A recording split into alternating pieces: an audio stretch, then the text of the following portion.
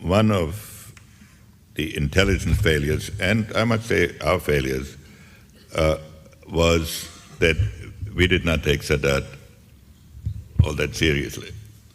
I had had two conversations,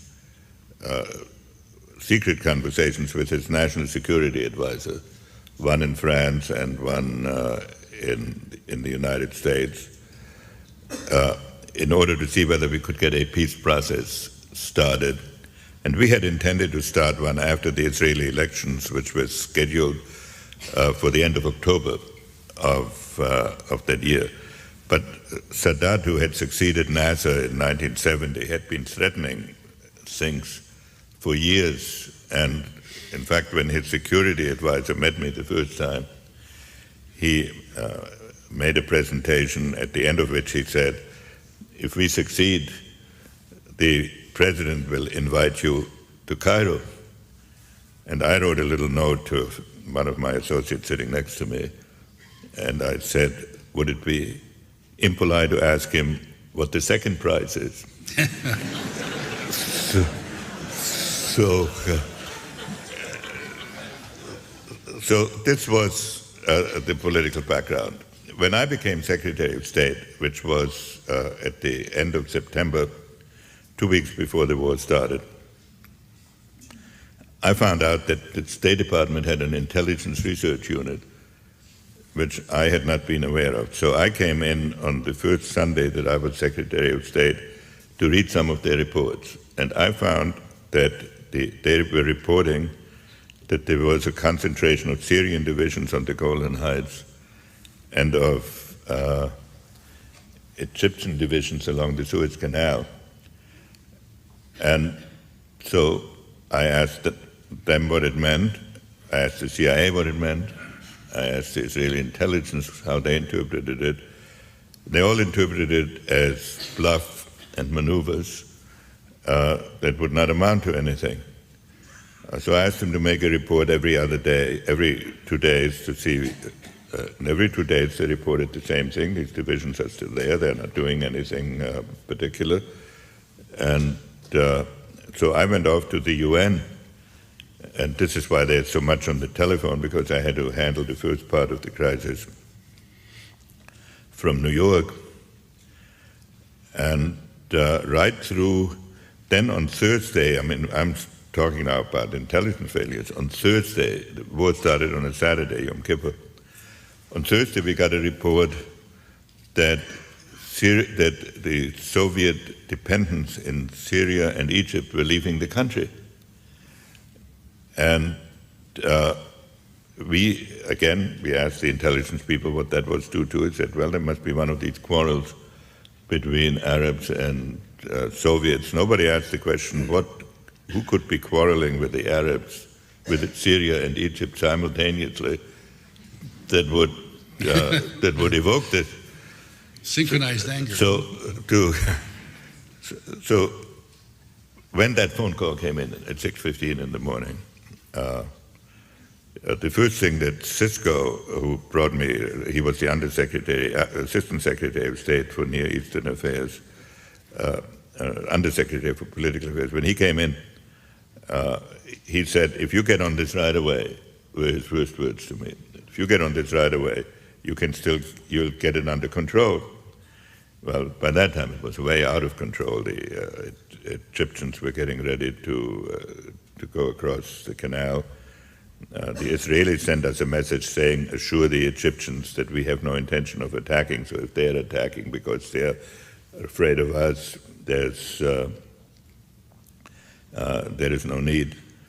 And the first, so I asked the emergency group in Washington, that was called Washington Special Action Group, to meet to assess that situation. And their assessment was that probably Israel was starting this, because the mindset was that this could not, that the Arabs were not in any position to start a war. So we spent, we can be traced in the book, the first 3 or 4 hours of the war analyzing who had started it.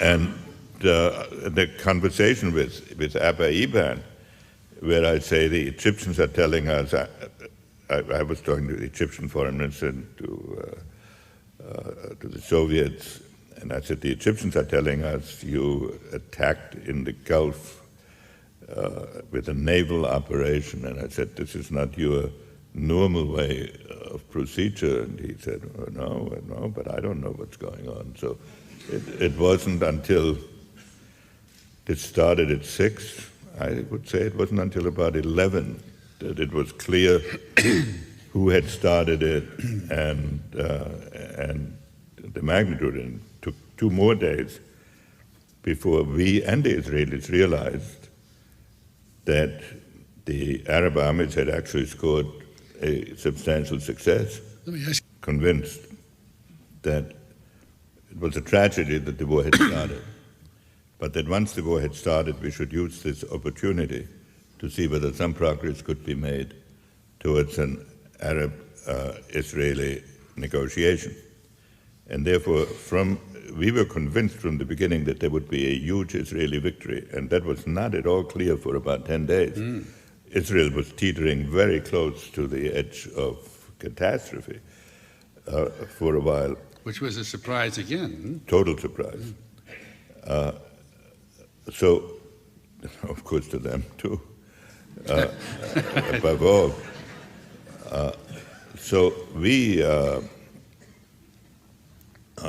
I said it's the objective immediately that we would attempt to restore the conditions when the war started, so that if Israel advanced, we would use our diplomatic influence to return them to the starting point. And we were asking the Soviets and others to support us at a time when the Arabs were gaining, to support a ceasefire resolution on the basis of the pre-war lines. That also had the advantage that it forced the Soviet Union into a very difficult position. They probably agreed with my analysis that Israel would win, but if they took our proposal and supported it, they would be telling their Arab allies that they had to give up territory that these allies considered their own, and which was not contested as being their own. And I had some painful conversations with the Egyptian foreign minister. Said, how can you ask us to go back? But at any rate, this was a position that we had at the beginning, to which we could then return when the tide had turned, and that put us in the position where all the parties had to deal with us, and where our basic theme was, to the Arab side, you can make war with Soviet arms, but you have to make peace with American diplomacy. And this turned into a situation where we gradually then pushed the Soviet Union influence out of the Middle East, but it was. I think the Soviet the history was that the Soviets had at one point put 20,000 of their military personnel into the Suez area, and that the whole air defense of Egypt SAM missiles there was a belt of SA-3 missiles, SA-2 and SA-3 missiles along the Suez Canal. And one reason why the Israelis suffered such heavy casualties was that their air force could not really operate along the Suez Canal because of the effectiveness of the Soviet established missile defense. Then Sadat kicked the Soviet military personnel out in the summer of '72. The Soviets were caught in a dilemma. They had the dominant position in Egypt and Syria when the war started. But they also were very eager to maintain good relations with us. And so under the détente policy that was then going on. So they were torn. They didn't want to give up their allies. They didn't want to give up the relationship.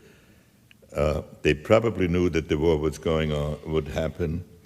They didn't want to warn us. They claimed afterwards they pulled out their personnel to give us a warning, which we didn't catch.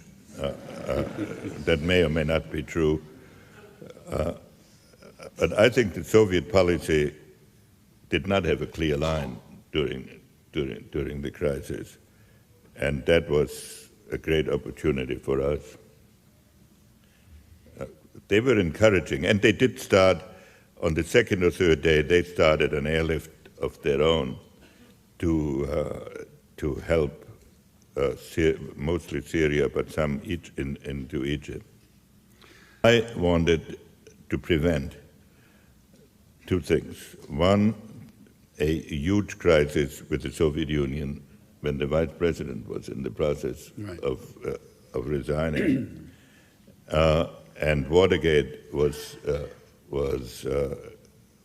building up, and Vietnam had just been, at least temporarily, put behind us. And secondly, I wanted to prevent the Soviet Union from appearing as the protector of the Arab world and to split and to isolate us in the defense alone with Israel, with the European countries also opposed to us. And therefore, I tried to induce the Soviet Union to join us in some UN effort on a ceasefire, and I put forward that proposal, which would have required some Arab withdrawal in the first few days of the war. And I kept the Soviets rather well informed of what we were doing so that we could restore the military situation. At the same time, we were beginning almost immediately some military resupply of Israel at the beginning, primarily with high-tech equipment.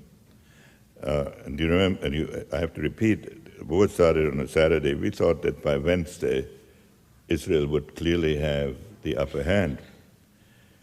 And so that all the maneuvers in the first week were designed to permit that situation to evolve so that we could then emerge as the mediator. Right. And that would reduce the Soviet the Soviet influence substantially, because the Soviet influence was based on military hardware. So, but then I had a shock because on Monday night, in the middle of the night, I had a call from the Israeli ambassador that he needed to see me urgently together with the military attaché, and that they wanted to come by the first thing in the morning, and I saw them in the White House. And the military attaché informed me that the Israelis had lost 400 tanks in 2 days, and I forget the number of airplanes, 30 or 40 airplanes, and that they needed urgent resupply. And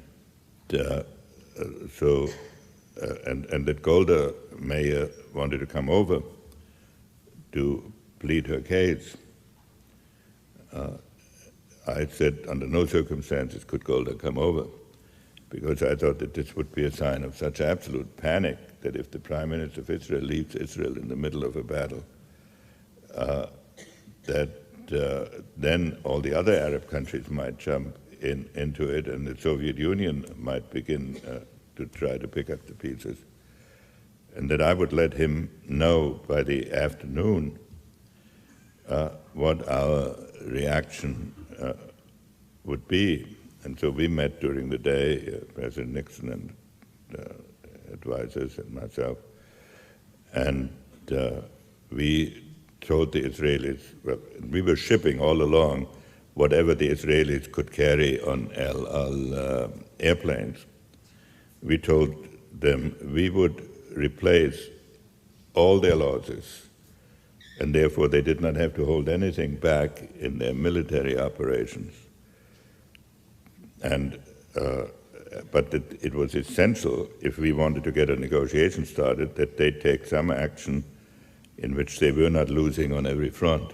I mean, that was in essence which they were in the first few days. They were.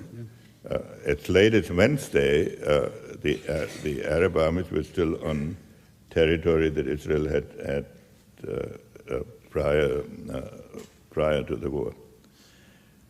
So this was. So this then started. So there were two separate questions. One was, could Israel count on resupply? That they could totally.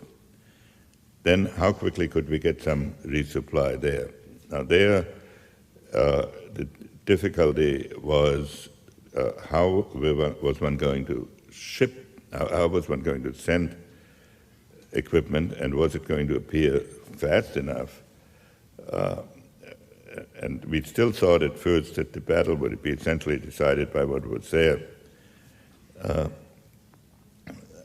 So an attempt was made to charter airplanes and to use American government guarantees to charter airplanes and to fly equipment to Israel.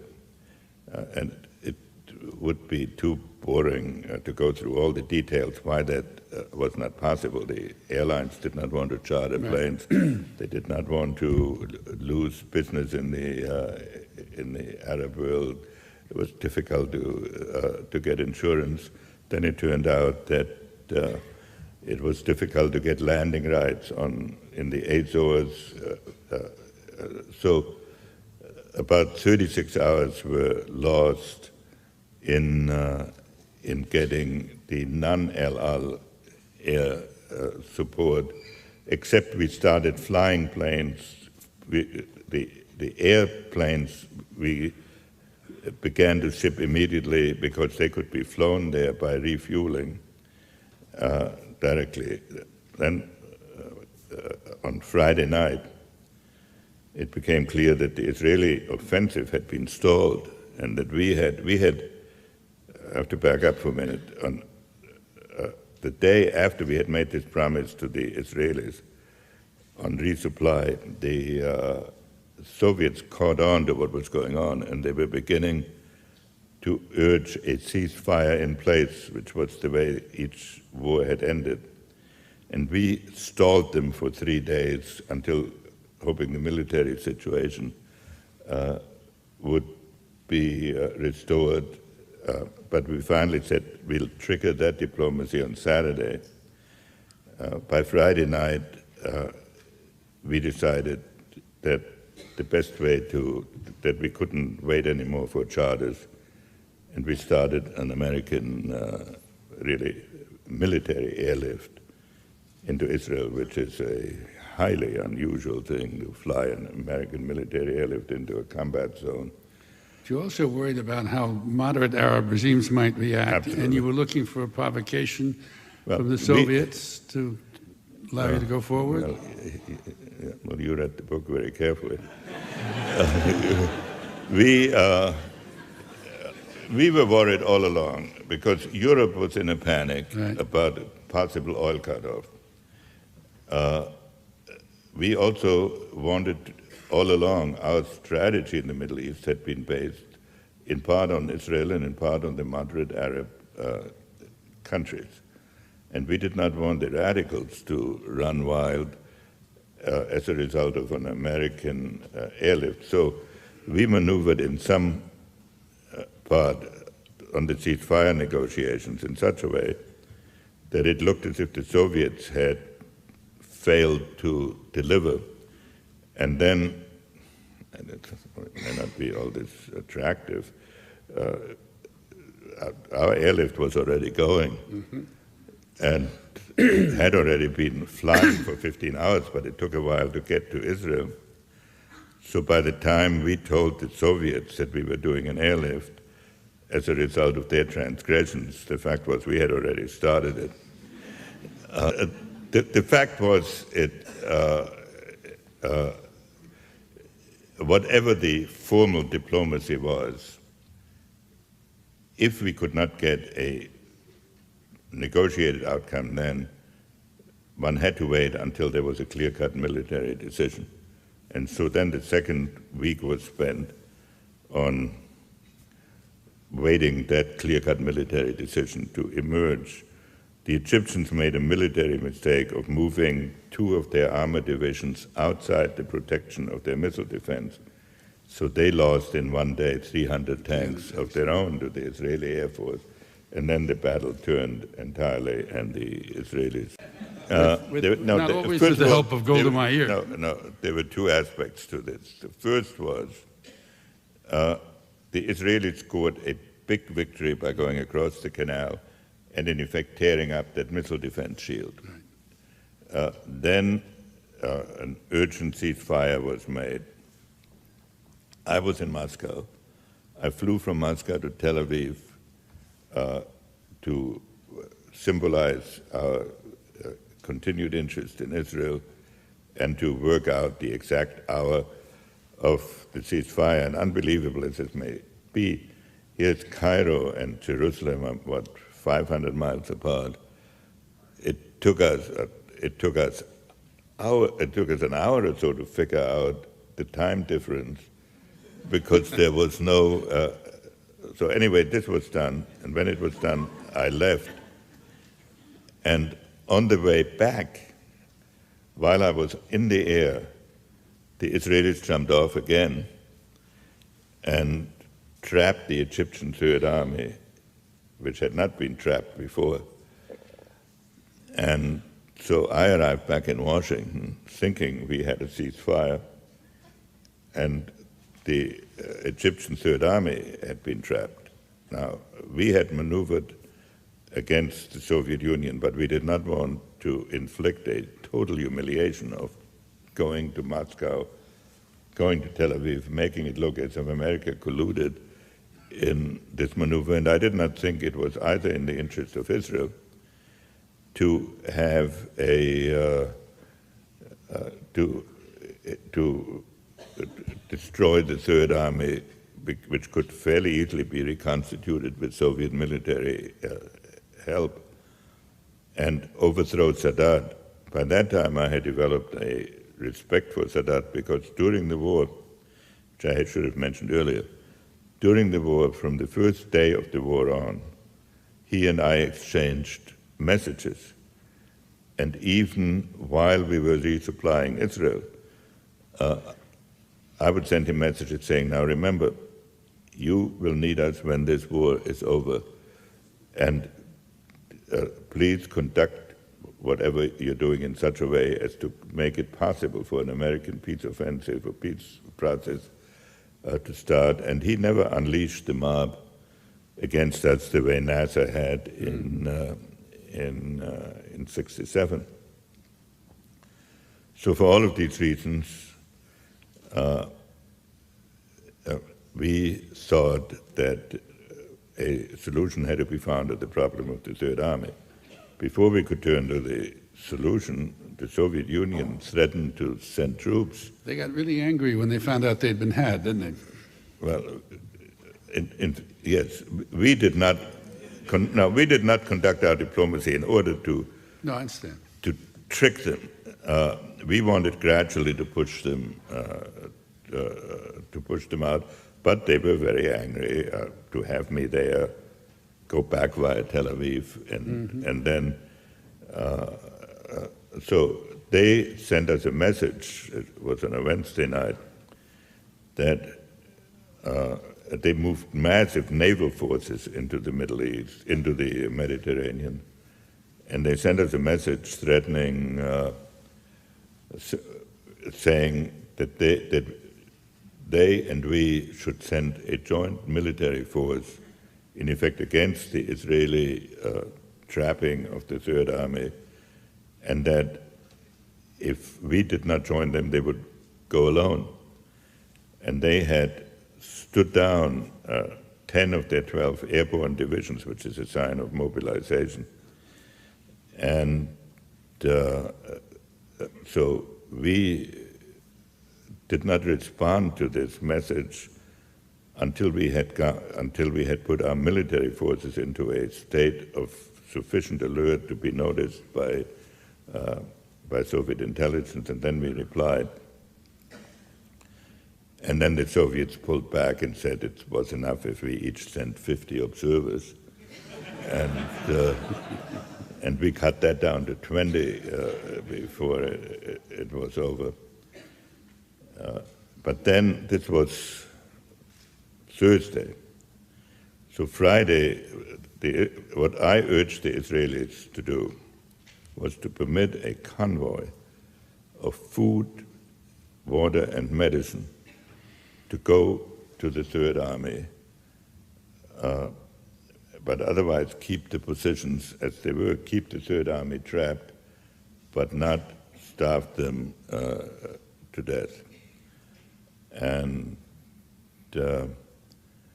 this the Israelis, by one means or another, managed to avoid doing. And so comes Friday, we get a message from the Russians that a hotline message was coming. And that usually means it gets there within 5 minutes. That's why it's called the hotline.